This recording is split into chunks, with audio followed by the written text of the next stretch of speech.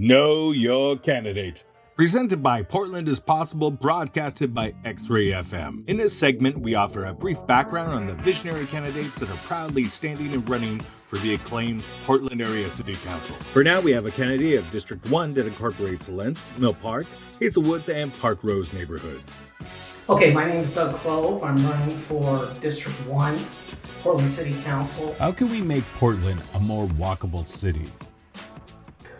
We basically need to make it a walkable city, we need to clear our sidewalks of the homeless and the garbage that are on the sidewalks in the streets.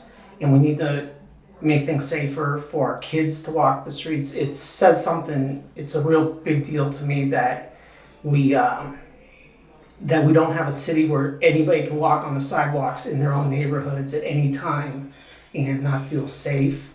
So that would include more outreach to the homeless, including increasing Portland street response and other ways of dealing with this problem of those who need help getting off the streets and off our sidewalks, so that we can now have a city where kids can walk to school, kids can play in parks, and etc. Where do you see art institutions in 20 years? How are they different than today? Portland is a very diverse city with a lot of arts and culture. In the future, I would hope that we could increase what's going on. Right now we have the Keller issue, and I think we should build a new venue on Portland State's campus to bring more people in to view our arts, and so I think we need to do things that'll bring people to the city. The city is pretty much dying now. And so in the future, I would hope that we could spend funds. I also am a big fan of murals. We have a lot of graffiti in the city. I'd love for there to be more murals and that sort of thing across the city. After they are elected, the new city council will have the opportunity to decide how committees work and how decisions get made. What is one thing you would advocate for in that process to help the city be nimble and responsive to opportunity? I would advocate for the council to deep dive more into the issues in their districts. East Portland needs a lot more different things than Central Portland does. I think we all need to work together to get the funding to where it needs to go to make those areas in the city, the lower income areas, more viable and safe to live in.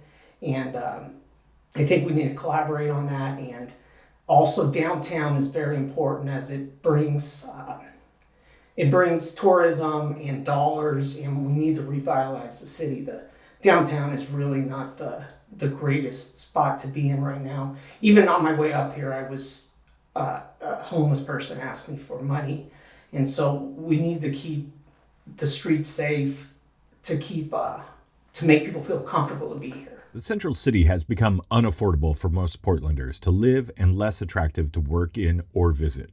Is that a problem? What's your vision for the future of the central city? Okay, so I'm representing District 1, which is East Portland, pretty much the most neglected area of Portland. But as far as the central city goes, I've lived here, like I said earlier, my entire life. I visit a lot of other cities in the country, and Portland used to be somewhere you bragged about coming from.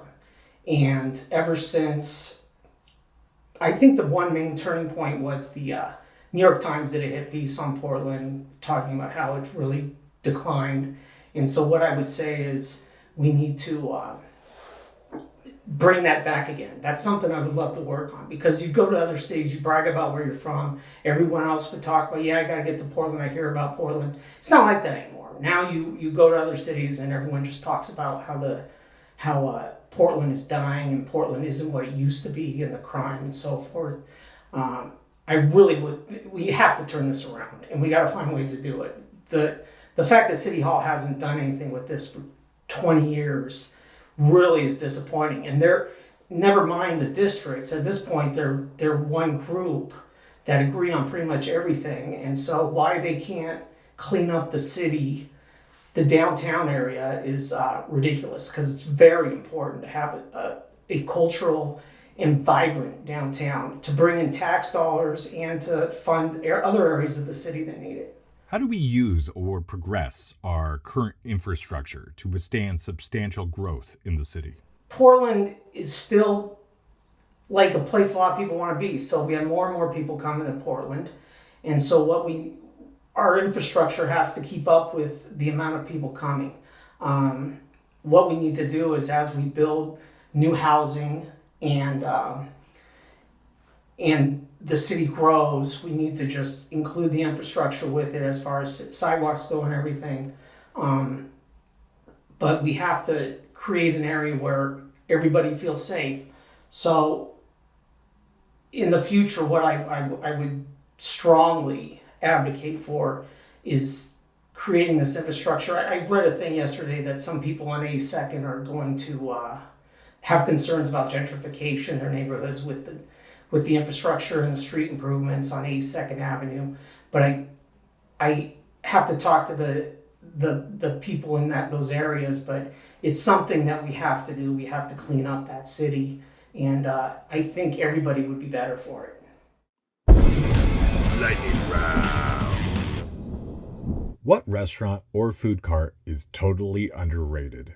I would say Sailor's Country Kitchen on 106th and Stark. It's an old-time steakhouse. We used to have Country Bill's, which was a 70s type steakhouse, and Spot 79, which has changed. But yeah, I still love Sailor's steakhouse over on Stark. Should the President Teddy Roosevelt statue come down? I do think we should have a President Roosevelt statue. We still have Roosevelt High School, and so I think that we can't run away from our history, and so I would bring the statue back along with, I'm not sure if it's back yet, Thomas Jefferson over in Jefferson High School. The number one statue I think we need to bring back is the elk. What place in town that more people should know about? Westmoreland Park and Delta Park, and those parks where there's a lot going on during the days, and tons of people are gathering to play softball and everything. It's just a lot of fun to be around. What's a single word you would want to use to describe Portland in 30 years? Declining. If you had $5 million, what is one thing you would buy for Portland? I'd put money into $5 million isn't a whole lot, but I'd put money into treatment center, like the deflection center we have going, to help people get off the streets. That's the main part we need to handle. So now you know your candidate, or a bit about them. We like to thank the visionary candidates, also like to especially thank all the volunteers and organizations that put this together.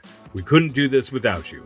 To look at each candidate, be a good Portland citizen, and to be a dashing and informed voter, listen to XRAY FM to learn about ballots and the new ranked choice voting system. And check out portlandpossible.org.